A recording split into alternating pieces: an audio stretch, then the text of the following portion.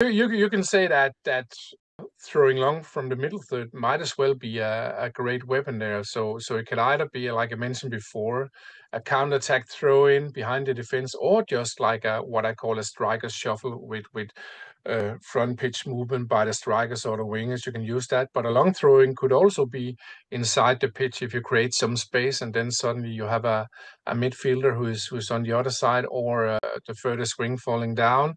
That you can use the long throw in there. You can also use it when I have a thing called mini switch, where, of course, this is around the clever throwing here, but where you use the second central defender because you often has a lot of space there, or at least if you create that space, you can also use the long throw in to throw it to the second central defender. So the long throw in can be used in many ways all around the pitch. So no matter what type of playing style you have, I think it gives a really lot of meaning to coach your players in the long throw in.